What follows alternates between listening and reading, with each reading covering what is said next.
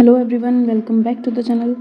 आज की वीडियो को हम शुरू करने वाले हैं वारंट से। ठीक है, warrant one of the most important topics में से है। जब भी हमें अरेस्ट करना होता है तो कुछ केसेस में हमें वारंट की ज़रूरत पड़ती है। अब ये वारंट क्या होता है? ये होती है अथॉरिटी कि आप इस व्यक्ति को अरेस्ट कर सकते हो। ठीक है, तो पहला इसका सेक्शन है सेक्शन 72। सेक्शन 72 में हम बात करते हैं form of warrant of arrest and duration. So जब भी एक व्यक्ति को अरेस्ट किया जाता है इन नॉन कॉग्निजेबल केसेस, तो कोर्ट जो होती है वो इशू करती है वारंट को। वारंट होता है राइटिंग में, उसको साइन किया जाता है by the presiding officer of the court और उसके ऊपर सील भी होती है कोर्ट की। ये चीज़ें कंपलसरी हैं, ये चीज़ें होनी ही होनी चाहिए। और जो वारंट होता है जब तक उसे कैंसिल ना कर दिया जाए बाय द कोर्ट या फिर वो एग्जीक्यूट ना हो जाए उस वक्त तक वो इन्फोर्समेंट में रहता है, मतलब इन फोर्स रहता है कि उसे या तो फिर एग्जीक्यूट करवा लो आप या फिर कैंसिल कर दो। इसके बाद आता है नेक्स्ट सेक्शन, सेक्शन 73। सेक्शन 73 में हम देखते हैं power to direct security to be taken. तो जब कोर्ट इशू करता है वारंट को, ठीक है, for the arrest of a person, तो यदि कोर्ट चाहे, कोर्ट का डिस्क्रिशन है वहाँ पर कि वो डायरेक्ट कर सकता है एंडोर्समेंट से ऑन द वारंट कि यदि वो जो व्यक्ति है जिसको अरेस्ट करने जा रहे हैं वो बेल बॉन्ड भर देता है विद द सफिशिएंट श्योरिटी वहाँ पर। अब ये किस लिए है? उसकी अटेंडेंस के लिए कि वो जब भी बताया जाएगा तब वो कोर्ट के सामने उपस्थित हो जाएगा स्पेसिफिक टाइम पर। तो वहाँ पर कोर्ट डायरेक्ट कर देगा कि भाई आप बेल बॉन्ड लेकर के उसको वहाँ पर रिलीज़ कर देना। अब उस एंडोर्समेंट में क्या क्या चीज़ें होनी चाहिए? देखो, नंबर ऑफ़ श्योरिटीज़ लिखी होनी चाहिए, कितनी श्योरिटीज़ लोगे आप, अमाउंट लिखा होना चाहिए कि कितने अमाउंट के लिए वो बाउंड होने वाला है, और टाइम भी पता होना चाहिए कि किस टाइम पर उसको वहाँ पर अटेंड करना है कोर्ट को। फिर इसमें आगे कहा जा रहा है और जब भी सिक्योरिटी ले ली जाएगी उस ऑफिसर के द्वारा, उस पुलिस ऑफिसर के द्वारा जिसको उसको एग्जीक्यूट करने के लिए कहा गया था, वो उसको सिक्योरिटी को डायरेक्ट फॉरवर्ड कर देगा कोर्ट को। ठीक है, आगे आता है नेक्स्ट सेक्शन, सेक्शन 74, जिसमें कहा जा रहा है warrant to whom directed. Warrant execute करने के लिए किसको डायरेक्ट किया जाएगा? तो वारंट डायरेक्ट किया जाता है वन और मोर पुलिस ऑफिसर्स को, और यदि वारंट को इमीडिएटली एग्जीक्यूट करवाना है और वहाँ पर कोई भी पुलिस ऑफिसर अवेलेबल नहीं है तो किसी अदर पर्सन को या पर्सन्स को कहा जा सकता है कि आप भाई जा करके इसको एग्जीक्यूट करवा दो और उस व्यक्ति को अरेस्ट कर करके ले करके आ जाइए। तो जब प्राइवेट पर्सन अरेस्ट करने जाता है तो वो इसी अथॉरिटी के अंडर में जाता है। और जब भी एक ऑफिसर या एक से ज़्यादा ऑफिसर्स को बोला जाता है या फिर एक से ज़्यादा पर्सन्स को बोला जाता है कि आप एग्जीक्यूट करके आइए, तो वहाँ पर ये माना जाता है कि वो जो पूरा वारंट है वो उन सभी के द्वारा या वन और मोर ऑफ देम के द्वारा एग्जीक्यूट वहाँ पर किया गया है। इसके बाद आ जाता है नेक्स्ट सेक्शन, सेक्शन 75, जिसमें हम देखते हैं वारंट में be directed to any person. तो जब भी एक एस्केप्ड कन्विक्ट, प्रोक्लेम्ड ऑफेंडर और ऐसा व्यक्ति जिसने नॉन बेलेबल ऑफेंस किया है वो अरेस्ट को इन्वेट कर रहा है, तो सीजेएम और जेएमएफसी मिल करके डायरेक्ट कर सकते हैं किसी भी व्यक्ति को कि उसके लोकल जुरिडिक्शन में जो भी व्यक्ति होगा कि ऐसे ऐसे व्यक्ति को जो कि एस्केप्ड कन्विक्ट है, प्रोक्लेम्ड ऑफेंडर है या नॉन बेलेबल ऑफेंस करके आया है, उसे आप अरेस्ट करिए और एक वारंट वो दे सकते हैं। तो जिस भी व्यक्ति को वहाँ पर डायरेक्ट किया जाएगा वारंट के लिए, वो व्यक्ति वहाँ पर एक्नॉलेज कर देगा उस वारंट के रिसिप्ट पर राइटिंग में और एग्जीक्यूट करेगा उसे। जब भी कोई व्यक्ति एंटर होता है जिसके अरेस्ट के लिए वो दिया गया है या फिर आता है उसकी ज़मीन पर और या फिर उसकी कोई प्रॉपर्टी पर जो कि उसके चार्ज में है, तो वो एग्जीक्यूट करके उसे अरेस्ट कर लेगा वहाँ। और जैसे ही वो व्यक्ति अरेस्ट हो जाता है, जिस व्यक्ति को डायरेक्ट किया गया था वो व्यक्ति क्या करेगा? मेड ओवर कर देगा उस वारंट को उस व्यक्ति के साथ नियरेस्ट पुलिस स्टेशन, मतलब वारंट के साथ साथ उस व्यक्ति को ले जा करके पुलिस स्टेशन में दे देगा, भाई मैंने एग्जीक्यूट कर दिया है। और जो पुलिस स्टेशन वाले लोग हैं वो उसे मजिस्ट्रेट के सामने पेश कर देंगे जब तक कि वहाँ पर उसे सिक्योरिटी लेकर के बेल पर ना छोड़ दिया गया हो। अगर बेल पे छोड़ दिया तो वो छूट ही जाएगा, अगर नहीं छोड़ा है तो उसे सीधा मजिस्ट्रेट के पास ले जाया जाएगा। इसके बाद आ जाता है नेक्स्ट सेक्शन, सेक्शन 76, जिसमें हम बात करते हैं warrant directed to police officer. देखो, अगर एक जो वारंट है वो डायरेक्ट किया गया है किसी पुलिस ऑफिसर को एग्जीक्यूट करने के लिए, अगर वो किसी अदर ऑफिसर को दिया जाता है कि भाई आप इसमें अरेस्ट करके आइए और वो अपना नाम उसके ऊपर एंडोर्स कर दे, मतलब उस व्यक्ति का नाम एंडोर्स कर दे जिसको वो डायरेक्ट कर रहा है कि आप इसमें अरेस्ट करके आइए, तो वो व्यक्ति एंडोर्स कर देगा उसका नाम और डायरेक्ट कर देगा कि भाई आप इसमें अरेस्ट करके आइए, तो वो व्यक्ति कहा जाएगा कि उसने उसमें अरेस्ट किया है या फिर उसकी डायरेक्शंस के अंडर में उसने अरेस्ट किया है। इसके बाद आता है नेक्स्ट सेक्शन, सेक्शन 77, जिसमें कहा जाता है notification of substance of warrant.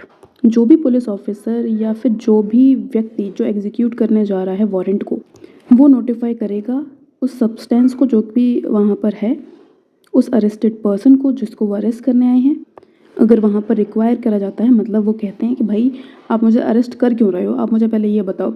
अगर वो चाहें तो उनको शो भी किया जा सकता है वारंट को, तो उनको सब्सटेंस बताया जाएगा कि भाई ये चीज़ें हैं, ये चीज़ आपने करी हैं, ये ऑफेंसेस के चार्जेस आपके ऊपर लगे हुए हैं और ये ऑफेंस आपने किया है इसलिए आपका वारंट आया है। और ये देख सकते हैं आप, ये आपका वारंट है, ये दिखा दिया जाएगा वहाँ पर, उसका नोटिफाई उसको कर दिया जाएगा प्रॉपरली। नेक्स्ट सेक्शन आ जाता है हमारा सेक्शन 78, जिसमें कहा जा रहा है person arrested to be brought before the court without delay. तो जिस भी व्यक्ति को वहाँ पर अरेस्ट किया जाता है सब्जेक्ट टू रहते हुए सेक्शन 73 के, उसको अननेसेसरी डिले किए बिना कोर्ट के सामने प्रस्तुत किया जाएगा, कोर्ट के सामने प्रेजेंट किया जाएगा, ठीक है। और किसी भी हालत में 24 आवर्स से ज़्यादा का डिले नहीं होना चाहिए। और जो भी जर्नी का टाइम लगता है उसको आप एक्सक्लूड कर देंगे इन 24 आवर्स में, तो 24 आवर्स आपको मैक्सिमम लगने चाहिए और उसके बाद आप उसको मजिस्ट्रेट के सामने पेश करेंगे। इसके बाद आ जाता है नेक्स्ट सेक्शन, सेक्शन 79, जिसमें कहा जाता है वेयर वारंट में बी एग्जीक्यूटेड। तो वारंट को पूरे इंडिया में कहीं भी एग्जीक्यूट किया जा सकता है, at any place in India. Next section, section 80, इसमें कहा जा रहा है warrant forwarded for execution outside jurisdiction. जब भी किसी वारंट को आउटसाइड लोकल ज्यूरिडिक्शन एग्जीक्यूट करवाना होता है तो कोर्ट क्या करेगी, उस वारंट को पुलिस ऑफिसर को डायरेक्ट किए बिना उसे फॉरवर्ड कर देगी बाय द पोस्ट और otherwise to the executive magistrate और डिस्ट्रिक्ट सुपरिटेंडेंट ऑफ पुलिस को या फिर कमिश्नर ऑफ पुलिस को within the local limits जहाँ पर उसे एग्जीक्यूट करवाना है। तो जिस भी जगह पर उसे एग्जीक्यूट करवाना है वहाँ के एग्जीक्यूटिव मजिस्ट्रेट या फिर डीएसपी या फिर कमिश्नर ऑफ पुलिस को वो भेज दिया जाएगा या भाई एग्जीक्यूट करवा दीजिए आप अपने एरिया में, और वो लोग अपना नाम उस पर एंडोर्स कर देंगे। उसके बाद उसे इस प्रकार से एग्जीक्यूट करेंगे जो यहाँ पर प्रोवाइड किया हुआ है एग्जीक्यूट करने के लिए, ठीक है। सेम प्रोसीजर फॉलो होगा। जो भी कोर्ट इशू कर रहा है वारंट को वो फॉरवर्ड करेंगे विथ वारंट, जो इन्फॉर्मेशन है उसका सब्सटेंस, ठीक है। जिस व्यक्ति के अगेंस्ट में उसे एग्जीक्यूट करवाना है, जिस व्यक्ति को अरेस्ट करना है, उसकी जो भी इन्फॉर्मेशन है, और अगर कोई डॉक्यूमेंट है उसको भी भेजेंगे कि किस पर्टिकुलर ऑफेंस के लिए उसे अरेस्ट किया जा रहा है, क्या क्या चीज़ें हैं, ये सारी इन्फॉर्मेशन वहाँ पर भेजी जाएगी। और यहाँ पर अगर सेक्शन 83 में सफिशिएंट है कोर्ट के लिए अनेबल करना कि भाई बेल दी जानी चाहिए नहीं दी जानी चाहिए, उस केस में इस चीज़ को वहाँ पर डिसाइड कर पाए, इतनी इन्फॉर्मेशन वहाँ पे भेजी जाएगी, ठीक है। इसके बाद आता है नेक्स्ट सेक्शन, सेक्शन 81। इसमें कहा जाता है warrant directed to police officer for execution outside jurisdiction. तो ऊपर तो हमने एग्जीक्यूटिव मजिस्ट्रेट पुलिस वालों को भेज दिया, बट यहाँ पर क्या है, यहाँ पर डायरेक्टली पुलिस ऑफिसर्स को भेजा जा रहा है।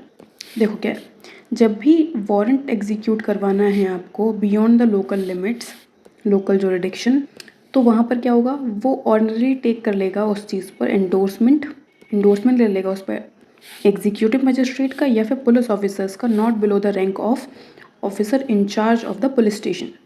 तो जो भी ऑफिसर इंचार्ज होगा उसका एंडोर्समेंट ले लेगा वहाँ पर, जिस भी लोकल लिमिट में उसे एग्जीक्यूट करना है उस लोकल लिमिट के एग्जीक्यूटिव मजिस्ट्रेट का या फिर ऑफिसर इंचार्ज का।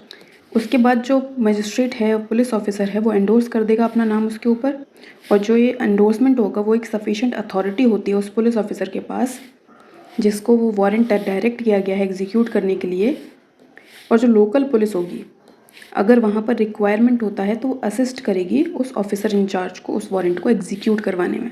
इसके बाद यदि हमें ऐसा लगता है कि जैसे ही हम एंडोर्समेंट लेना चाहेंगे इससे डिले कॉज हो सकता है और ऐसी स्थिति आ सकती है जो कि हमारे केस के लिए सही नहीं रहने वाली है, और अगर हम उस एंडोर्समेंट को मजिस्ट्रेट से या फिर पुलिस ऑफिसर लेने के लिए बैठे रहे तो काफ़ी देर हो जाएगा और जो हमारा एग्जीक्यूशन है वो प्रिवेंट हो जाएगा।